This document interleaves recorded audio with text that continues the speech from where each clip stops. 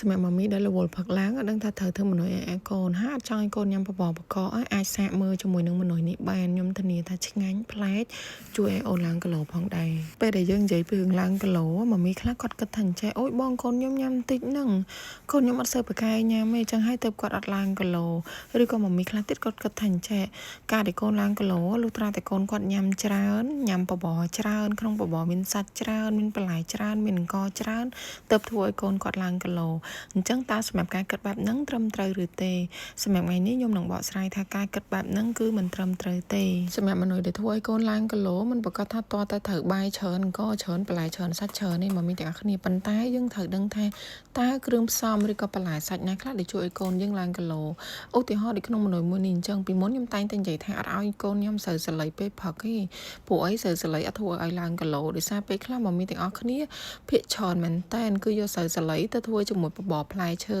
អញ្ចឹងអីដែលផ្សំជាមួយនឹងស្រូវសាឡីហ្នឹងគឺផ្លែឈើអញ្ចឹងផ្លែឈើញ៉ាំទៅអត់ធ្វើឲ្យកូនឡើងគីឡូទេប៉ុន្តែនៅក្នុងមនុស្សថ្ងៃនេះខ្ញុំប្រើជាមួយនឹងស៊ុតមាន់ប្រើជាមួយនឹងម្សៅប៊ឺហើយនឹងប្រេងអូលីវថងកន្លែងម្សៅប៊ឺហ្នឹងបើសិនជាមកមានទាំងអស់គ្នាមានផ្លែប៊ឺស្រស់ក៏ប្រើប៊ឺស្រស់ទៅប៉ុន្តែបើសិនជាមកមានទាំងអស់គ្នាអត់មានប៊ឺស្រស់ទេអាចប្រើជាម្សៅប៊ឺដូចខ្ញុំនេះបានស៊ុតក៏ជាចំណែកមួយនៅក្នុងក្រុមអាហារដែលជួយឲ្យកូនឡើងគីឡូ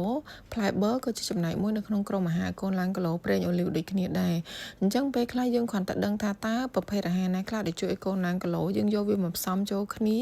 ទោះកូនញ៉ាំបានតិចឬច្រើនក៏អាហារហ្នឹងជំរុញឲ្យកូនឡើងគីឡូដែរហើយថ្ងៃនេះគេមានរបស់លេងថ្មីមកអួតមកមានទាំងអស់គ្នាម៉ាស៊ីនកិនកំបិត12និយាយទៅសុវត្ថិភាពខ្លាំងមែនតើបកែវគេវិញឃើញទេជប់ឡើងជាប់ហ្មងភាកច្រើនមកមានទាំងអស់គ្នាតែងតែបែកកែវបែកពេលណាបែកពេលកិនឬបែកពេលលាងអញ្ចឹងបើបារម្ភថាពេលកិនទៅខ្លាច់កលាច់បែកអញ្ចឹងបាច់បារម្ភទៀតទេព្រោះអីជ័រវាជប់ឡើងស្អិតតែម្ដងតែបើបែកពេលលាងអញ្ចឹងតើប្រុងប្រយ័ត្នទាំងអស់គ្នាចំណែកផ្លែកបិតមានរហូតដល់ទៅ12អញ្ចឹងកិនបានមុតល្អអីដែលសំខាន់មួយទៀតគឺជាប្រភេទកបិតដែលអ៊ីណុកមានលេខកូដជាប្រភេទអ៊ីណុកដែលគេប្រើប្រាស់នៅក្នុងវិស័យម្ហូបអាហារដោយសារវាមិនងាយច្រេះហើយនឹងក្រសឹករិចរិលនៅក្នុងស៊ុតគឺជាប្រភេទអាហារដែលសម្បូរទៅដោយអាហារូបត្ថម្ភជាពិសេសគឺសម្បូរទៅដោយប្រូតេអ៊ីន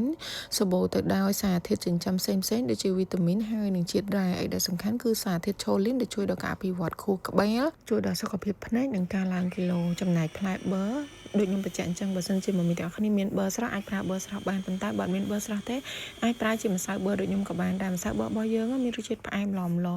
ផលិតចេញពីប៊ឺស្រស់ 100% នៅក្នុងប៊ឺគឺសម្បូរទៅដោយ fatty acid ជាប្រភេទខ្លាញ់ល្អជួយដល់ការអភិវឌ្ឍខួរក្បាលជួយដល់ភ្នែកហើយដែលសំខាន់ប៊ឺជាប្រភេទអាហារនៅក្នុងក្រុមជួយឲ្យកូនឡើងគីឡូផងដែរសម្រាប់ម៉ាស៊ីនកិនរបស់យើងមកមានទាំងអស់គ្នាគឺស្ងាត់ល្អមែនតើហើយឡើងម៉ត់ខៃតែម្ដងសម្រាប់បបរដែលខ្ញុំកិនម៉ត់បែបនេះណែនាំសម្រាប់អូន6ខែឡើងទៅមកមានទាំងអស់គ្នាអាចបន្ថែមជាប្រេងអូលីវប្រេងល្ងប្រេងប៊ឺប្រេងផារីឡាបានសម្រាប់ថ្ងៃនេះខ្ញុំបន្ថែមជាប្រេងអូលីវសរីរាង្គសម្រាប់អូនតូចនិងម៉ាមីដោយសារវាមានអាស៊ីតទាបប្រេងអូលីវសម្បូរទៅដោយវីតាមីន E ការពារការកកស្ទះខ្លាញ់នៅក្នុងសរសៃឈាមជួយឲ្យកូនឡើងគីឡូជួយដល់ប្រព័ន្ធរំលាយអាហារហើយប្រេងអូលីវរបស់យើងកាន់តែពិសេសដោយសារវាអាស៊ីតទាបចំណែករសជាតិគឺស្រាលស្រទន់ក្លិនអត់ឈ្ងុយខ្លាំងហើយក៏អត់រសជាតិចត់ខ្លាំងដែរអញ្ចឹងស័ក្តិសមមែនតើសម្រាប់អូនតូចឬក៏ម៉ាមីដែលគាត់កំពុងមានទម្ងន់សារភ្ជាប់ឡើងនេះម៉ាមីខ្លះគាត់តែងសួរថាចេះបងហេតុអីក៏កូនក្រោមមកខូបគេឲ្យដាក់ស៊ុតផ្នែកសកម្មពិតទៅម៉ាមីទាំងអស់គ្នាស៊ុតផ្នែកសញ៉ាំបានតាំងពីកូន6ខែប៉ុន្តែយើងត្រូវប្រុងប្រយ័ត្នដោយសារអីកូន6ខែគាត់ភាគច្រើនតែគាត់អាឡែហ្ស៊ីនឹងស៊ុតផ្នែកសប៉ុន្តែពេលខ្លះខ្ញុំអត់ច្បាស់ទេតែការអាឡែហ្ស៊ីនឹងវាតាមប្រទេសឬក៏តាមតំបន់គីឡូសែនប្រទេសយើងមិនដឹងណា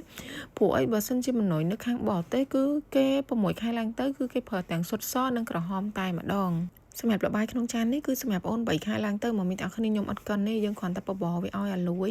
យើងបន្ថែមជាម្សៅឈីសចំណែកឈីសក៏ជួយឲ្យកូនឡើងគីឡូដែរមកមានទាំងអស់គ្នាគាត់ថាយើងប្រើប្រភេទម្សៅដោយសារវាងាយស្រួលទុកដាក់ងាយស្រួលក្នុងការប្រើអញ្ចឹងសម្រាប់មកមានទាំងអស់គ្នាដែលមានចម្ងល់តាក់ទងនឹងអាហារូបត្ថម្ភផ្សេងៗឬត្រូវការគ្រឿងអាហារកូនអាចតាក់ទងមកកូនដំរីបានអរគុណសម្រាប់ការទស្សនា